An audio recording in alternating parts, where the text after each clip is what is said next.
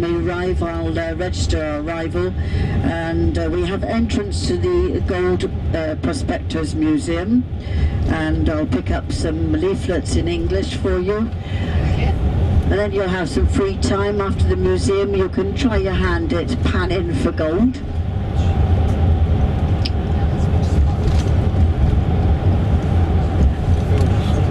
The Tankavaara museum site is the gateway to the old gold mining fields. And where we're visiting was actually founded in 1970 by gold prospectors, and it's now a museum and a cultural education centre that teach you all about the mining for gold. And of course you can be instructed in how to pan for your own gold.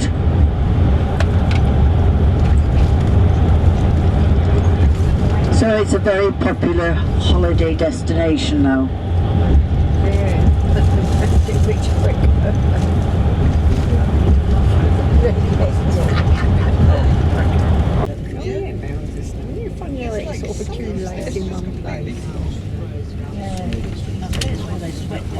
Oh, there's another one here. I'll check this stuff, is it really snow?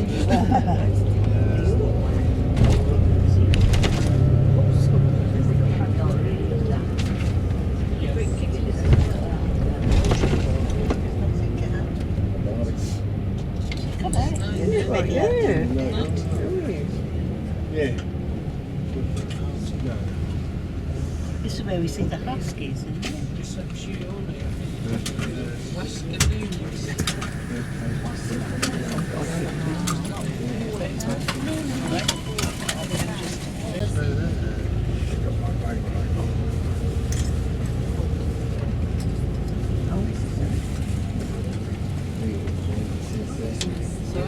Legion for inside the Legion.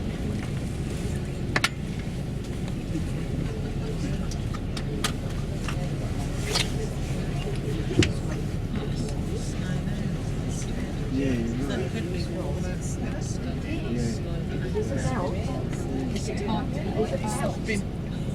Long time ago. Okay, so now I think we have all here. Okay, so, well, as I said, this is the one and only International Gold Museum, but also this is a little bit over 40 years old museum at the moment. This was established in 1973, and since that we have been more or less active. The first building that had the exhibition, it was just this small nut cabin that you saw when you walked here, the one made of logs. That was the first building. Then we have been expanding, and now this part was made in 1985, and this international exhibition part was made in 1995. But then, yeah, let's continue here inside. I will start to tell you about this Finnish history, gold prospecting, and you can easily follow me because we have also English text here on these panels.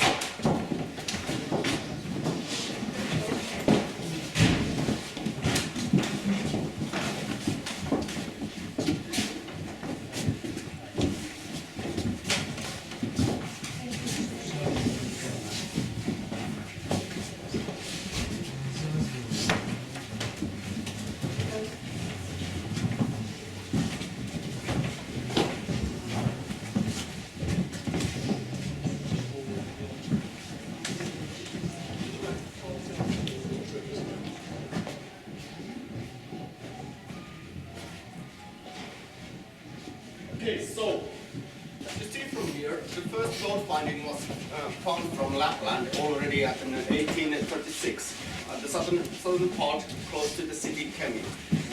But it wasn't so significant finding, so it didn't lead to any bigger investigations where it had come there and so on. But then, at the 1860s, Norwegian geologist Delef Dahl, he found some gold traces from this very north part of Finland, on the other side, the Norwegian side of this river Teno, which is the border river. And he also thought that there might be gold in the Finnish side of the river banks. So he went there and did some searching and found gold also from the Finnish side, and then reported to Finnish officials from that. And then at 1868, this state, they decided to start an expedition, and the leader of the expedition was this state mint manager, Johan Conrad Lear, and they started this trip at the summer of 1868. And it took quite a long time, a few months at least, and they found very good traces from this very northern part, where this Norwegian guy also had found gold. But then they started to follow back to south, following almost like this same road that's going north. And from this Ivalojoki, which is quite a big river, from there they found a very good place, the richest place of alluvial gold at that time. And this Lear made his reports to officials till the end of year 1868. But of course, when there is gold involved, the news spread quite fast that there is gold in Lapland. And already that summer, 1869, there were a few prospectors digging in this Ivalo River, and that was actually the start of Finnish gold rush. And then, because these officials, they found, well, they saw quite quickly that it's going to be lots of people there prospecting gold. So they made this declaration that every Finnish and Russian people citizen can go there, and they are allowed to prospect for gold. Already at that time they excluded Jews from that.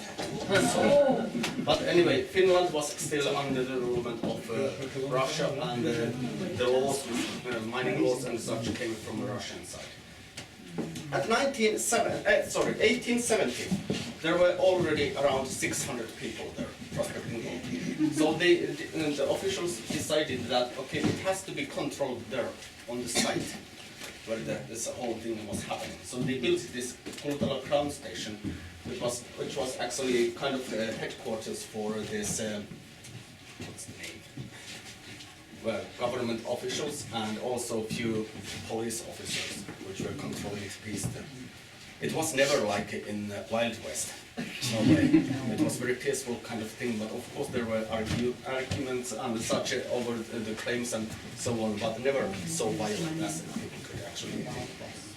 But anyway, this main building, it's still up there, and it is now 140 something.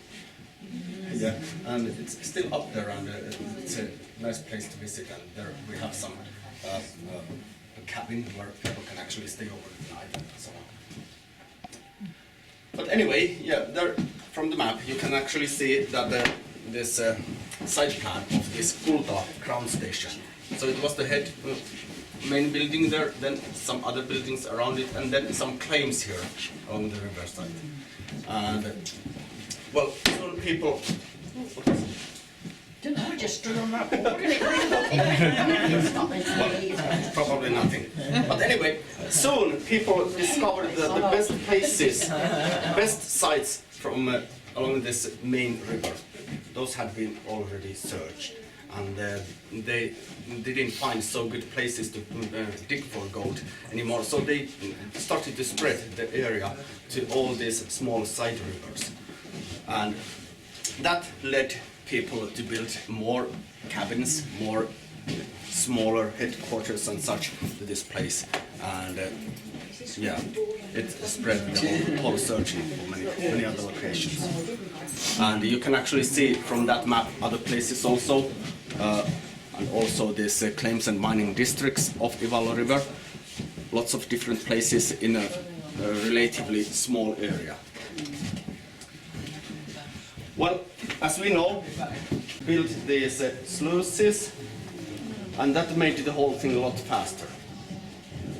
Because if you do the whole thing just with gold pan, it's quite slow. You have to go and fill the pan, then wash the sand away from there and see if you have any gold, and then do that again. Repeat the whole thing over and over again.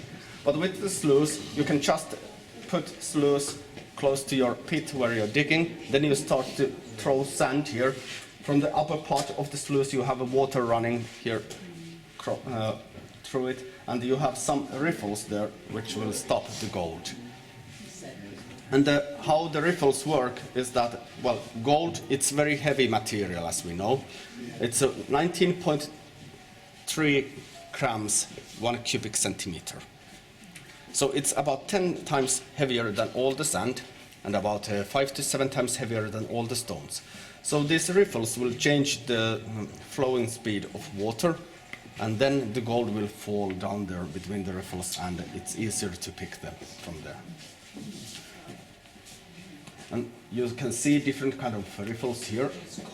Many of those were self-made, of course, because there were actually not so much any manufacturing of these equipments, and different kind of pans also.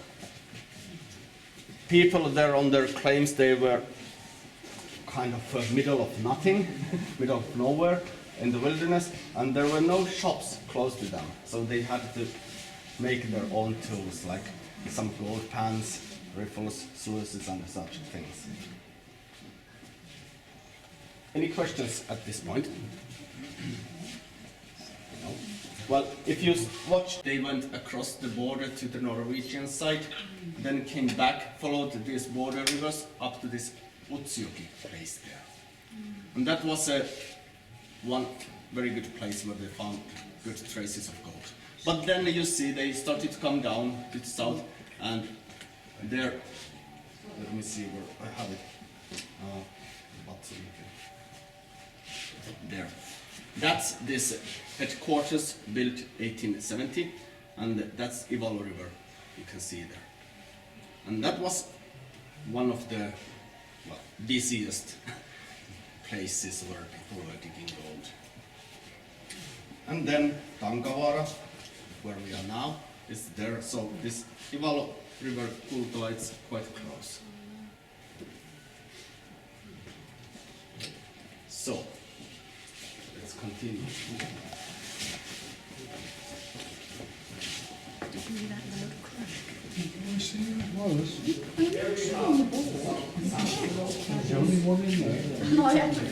Actually being in use.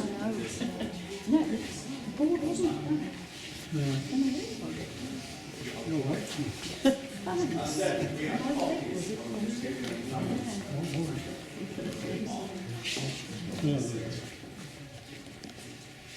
So, the biggest one that has been found in Finland, you can see it here.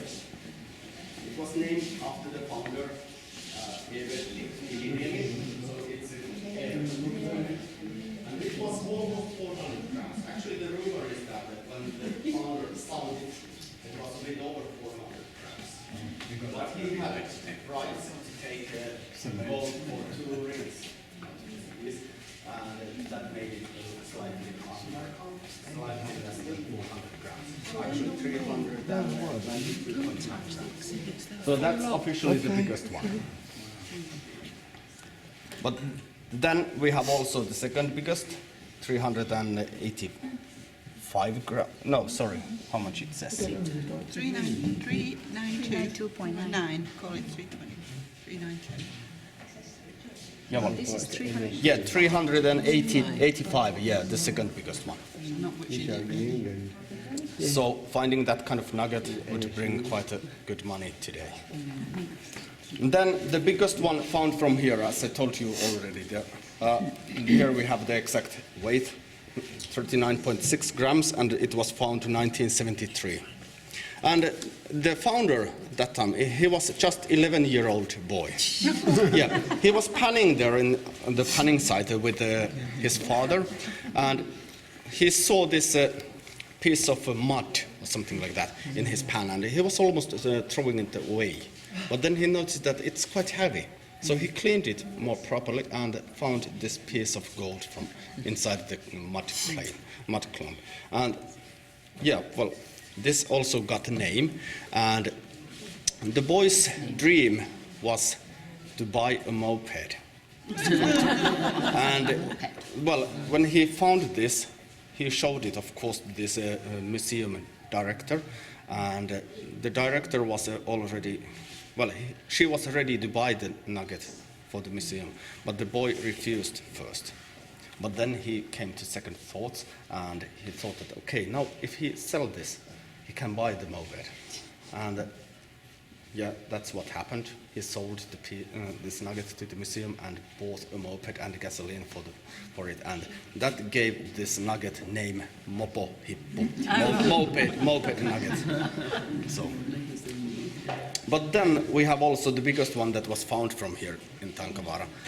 There were two brothers digging there along this small creek that you crossed, and this was 182 grams actually, but it was a kind of mixed nugget that had lots of hematite and quartz also in it. It looks like a little bit bigger than those ones, but this is not so pure. So it was only about 120 grams of gold in this one. So, and here we have also lots of other good size copies of nuggets that has been found from. Copies. Yeah, copies. True. No, they wouldn't be put in gold, just under glass. Yeah, it would be quite a loss if that would all be lost. Any questions about this?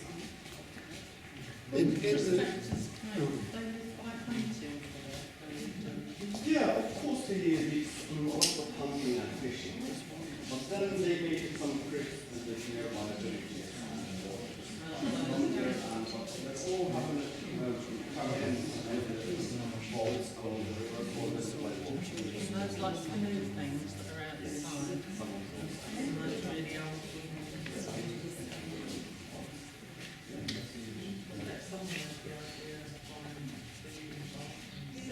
Yeah, well, this native people, some people, they actually were doing lots of trading of contractors, because they are trading here. And they do carry fish. So they bought some supplies, and then came all these gold plates and gold supplies.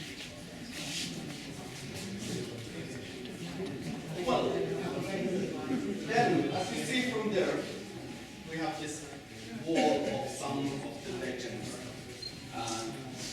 Well, there is a rumor that one gold prospector who fight for 1 kilogram of gold. Yes, and it was this man here. Yeah, Tankavaara was quite famous gold prospector, and he worked with a few other guys, a few other prospectors around the place, and a long time. It was quite a long time ago. He met this one woman who was already married with another gold prospector. So anyway, they fell in love, and this woman divorced from this other gold prospector, and well, those two men still stayed. Open this summer.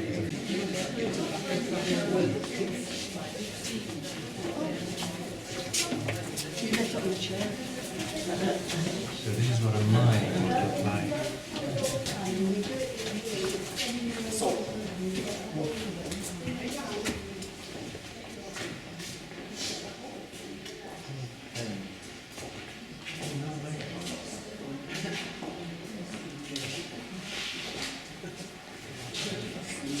So this is our changing exhibition area here, and as you see, our theme is now from stars into sluice box, story of the gold nugget. I'm sorry, I have to answer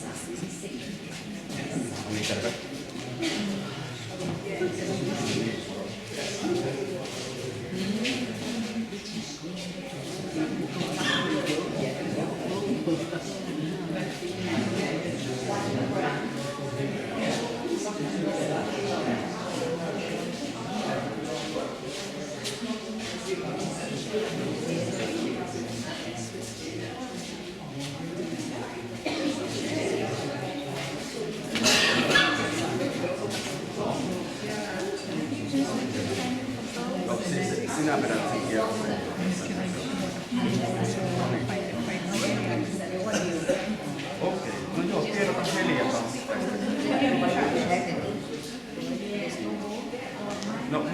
tänne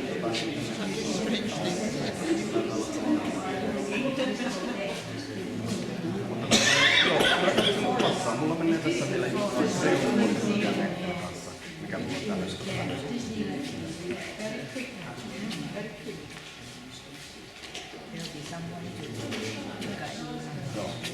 So you just do your signature, or you give it to them, they put in.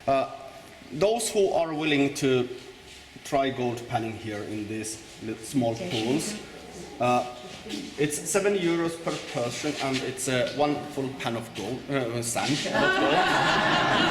But unfortunately not gold, but one full pan of sand from the bottom of the box, and I will guide you through that whole process. Okay. And we will have time, ladies and gentlemen, so have a wander, and then if you want to pan for gold, it's €7, you pay Matti. And if you want me to just show that, that will not cost anything. So I can also demonstrate it for free, but if you want to try it by yourself. Demonstration, try it out if you want. But we'll have a little bit of time afterwards before we go to the hotel, all right? Because we are a little bit behind time. Hey. Where are you going from? Will you continue tomorrow? Only about 30 kilometers. Yeah, it's all right. And we're only good there to sleep in it.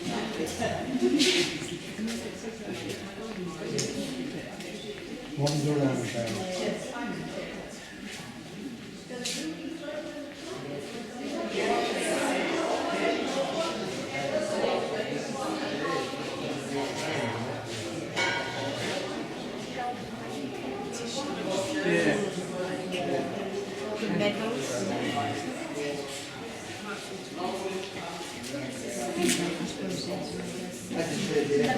It says you jump in and ride out. Jump in and ride out.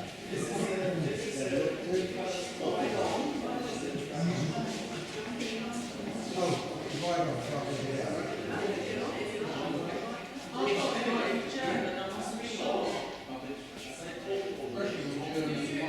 One and the other one.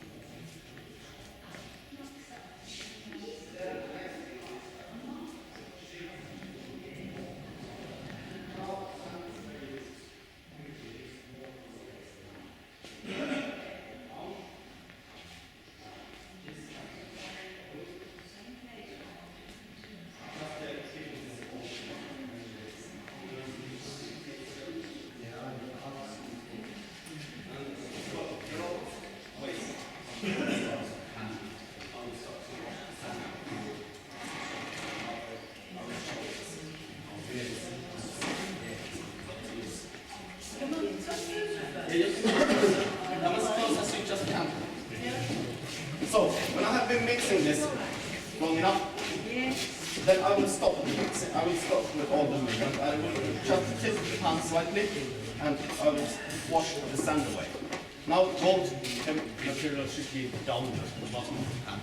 And then I use just water to wash all this light surface layer of sand away like this. I put it under the water, then push forward, and the water takes the sand. Then I mix again, just to make sure that all the gold stays there. And then I start washing. You can see the color changing here. When the light material, it's also more light color. When it's washed away, you see the sand turn a little bit dark. There is usually lots of iron sand and such.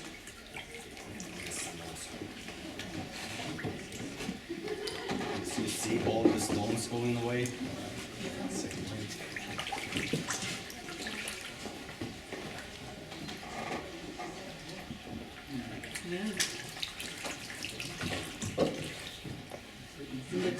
make, you know, you do this day in, day out, you're cold, we give you rheumatism and everything like that. And that's typical. When I have less sand here, I will shake this so that this all sand will concentrate on this side. You see this small riffle kind of figure here. I will try to make everything fall behind that.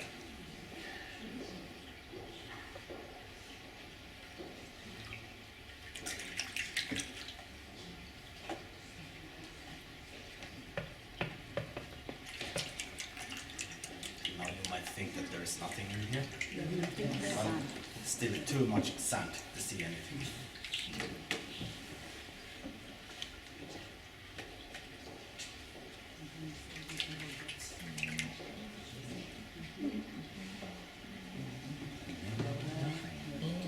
But yeah, there you see small flakes. So even that size of small flakes are heavy enough to stay there if you do the thing properly.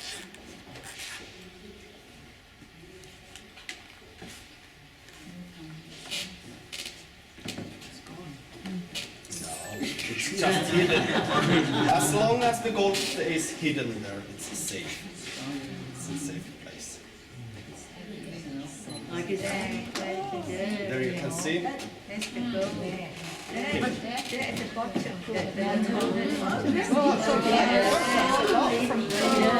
well, yeah. This is actually the most common size of flakes that you can find from there. It requires lots of work and lots of luck to find bigger ones. So basically, the prospectors, they did most of their earnings from this kind of flakes when they find it. What's in 100 grams of this kind of flakes, well, it's always 100 grams of gold, so it will be around 3,000 euros, a little bit more. Is that 100 grams? No. About 0.03 grams. They sell the sweets in 100 grams. You know when you buy the bags of the sweets. So that's how it happens. And I will show you. Oh, that's where your pen go. It's way back in. Yes. Well, this is normal stone. You can take it and put it in a circle through. That's granulite. That's the most common stone that we have here. That's only about 2 or 3 grams. Then we have this garnet, semi-precious stone. That's a little bit heavier and about same size as you see. Yeah. Then hematite, Oh, yeah. Yes. even heavier. Yes. Oh, yes. And you can see the size is about the same. You can keep that one. There is a keeping. You've been very... What is this? 2 grams, about 4 grams, 5 grams, 8, yeah, 2, 6, 8, and 22. That's the weight of 2 grams, 6 grams, 8 grams, and 22 grams. Yeah. But that's not Lapland gold. So, but it doesn't matter. It's still real gold. It's quite Lapland gold could be a little bit. heavy.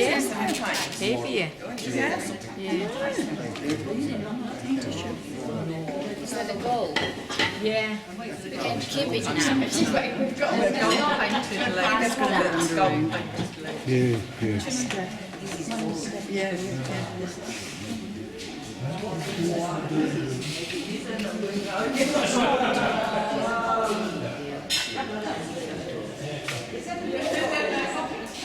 now.